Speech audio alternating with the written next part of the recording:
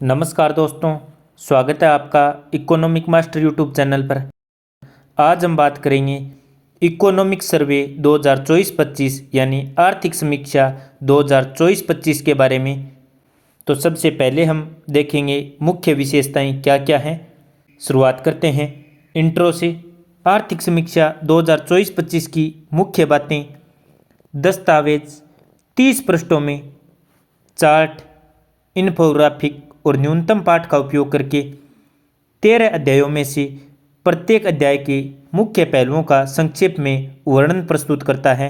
13 अध्याय कौन से हैं? अर्थव्यवस्था की स्थिति पुनः तेज गति की ओर पहला अध्याय। दूसरा अध्याय मौद्रिक और वित्तीय क्षेत्र विकास अन्योन्याश्रयी संबंध। तीसरा अध्याय बाह्य क्षेत्र एफडीआई को व्यवस्थित रूप देना। चौथा अध्याय कीमतें और मुद्रास्फीति उतार चढ़ाव को समझना। पांचवां अध्याय मध्यम अवधि का परिदृश्य गैर विनिमय से विकास को बढ़ावा। छठा अध्याय निवेश और अवसंरचना अनवरत रहे। सातवां अध्याय उद्योग समग्र व्यावसायिक सुधार। आठवां अध्याय सेवा दिग्गजों के समक्ष नई चुनौतियां। नौवां अध्याय कृषि और खाद्य प्रबंधन भविष्य का क्षेत्र। 10वां अध्याय जलवायु और पर्यावरण अनुकूलन की अनिवार्यता। 11वां अध्याय सामाजिक क्षेत्र पहुंच का विस्तार करना और सशक्तिकरण को प्रोत्साहन। 12वां अध्याय रोजगार और कौशल विकास अस्तित्वगत प्राथमिकताएं।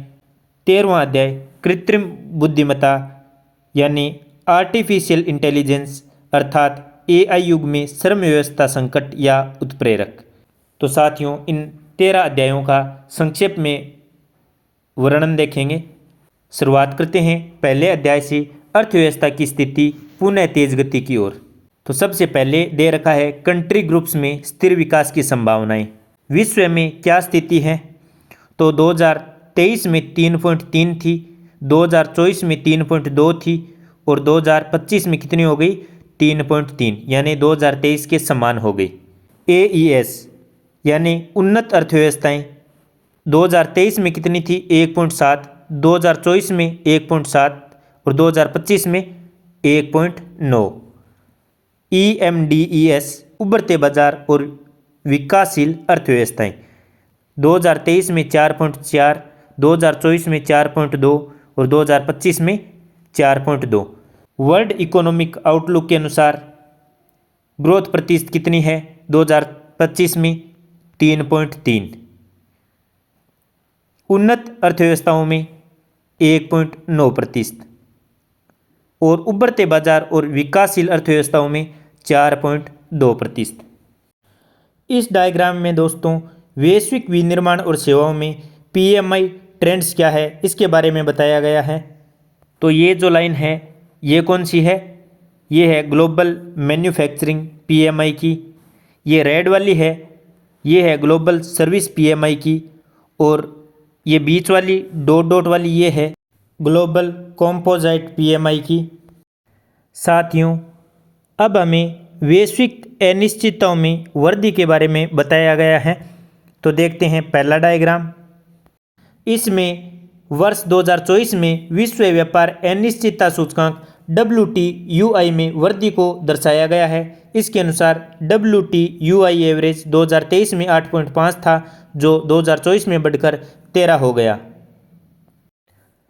2024 में उच्च भू राजनीतिक जोखिम सूचकांक GPR एवरेज रूप से 2023 में 121.7 था, जो 2024 में बढ़कर 133.6 हो गया। TUI में वृद्धि कितनी हो गई? 8.5 से 13 और GPR में 121.7 से 133.6। यहाँ बताया गया है दोस्तों, वैश्विक अनिश्चितताओं के बावजूद भारत की वृद्धि दर 10 के औसत के करीब बनी हुई है। यहाँ एग्रीकल्चर, इंडस्ट्री, सर्विस, जीवीए और साधारण जीवीए और GDP में प्रतिशत को दर्शाया गया है। तो आप इसे आराम से देख सकते हैं। इसमें दोस्तों सकल घरेलू उत्पाद में निवेश और उपभोग का स्थिर हिस्सा दर्शाया गया है। इसमें GFCE, PFCE, GFCF, एक्सपोर्ट और इंपोर्ट दर्शाया गया है। साथियों, वित्तीय वर्ष 2024 और 2025 में तुलना करें तो इंपोर्ट -24.1% रहा है दोनों साल में, जबकि एक्सपोर्ट 2024 में 21.8% से घटकर 2025 में 21.5% रह गया, जबकि GFCE 10.4 से 10.3, PFCE 60.3 से 61.8 तथा GFCF 30.8 से 30.1% हो गया। साथियों, इसमें सुदृढ़ बाह्य क्षेत्र के बारे में दर्शाया गया है। Net private transfer, merchandise trade balance, services trade balance, cab आदि के बारे में इसमें देख सकते हैं। यहाँ पर दोस्तों स्थिर बैंकिंग प्रणाली संकेतक के बारे में बताया गया है। CRAR% यानी पूंजी से जोखिम भारित आश्रित अनुपात सितंबर 2022 में 16 था, जो सितंबर 2024 में बढ़कर कितना हो गया 16.7। साथियों, यहाँ पर आर्थिक गतिविधियों में लगातार वृद्धि को दर्शाया गया है। PMI मैन्युफैक्चरिंग, PMI सर्विस और PMI कंपोसाइट को आप यहाँ पर देख सकते हैं। ये अप्रैल 2021 से दिसंबर 2024 तक का आंकड़ा है। इसमें आप देख सकते हैं लगातार किस प्रकार से वृद्धि हुई है। साथियों, पहले चैप्टर की समरी में इतना ही था। तो इसमें हमने सबसे पहले देखा कंट्री ग्रुप्स में स्थिर विकास की संभावना, वैश्विक रूप से ग्रोथ प्रतिशत कितनी रही 3.3%, AES 1.9 और EMDES 4.2 रहा। इसके अलावा हमने वैश्विक अनिश्चितता में वृद्धि को देखा। WTUI एवरेज 2023 में 8.5 से 2024 में बढ़कर 13 हो गया और GPR एवरेज 2023 में 121.7 से बढ़कर 2024 में 133.6 हो गया। इसके साथ ही हमने सकल घरेलू उत्पाद में निवेश और उपभोग का स्थिर हिस्सा देखा, जो वित्त वर्ष 2024-25 में इंपोर्ट समान रहे -24.1 और एक्सपोर्ट 21.8 से घटकर 21.5 हो गए।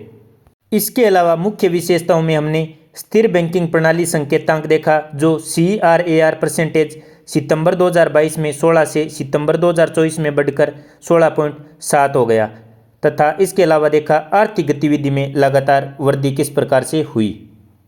आशा करता हूं दोस्तों आपको पहले चैप्टर की समरी समझ में आ गई होगी। धन्यवाद। जय हिंद, जय भारत।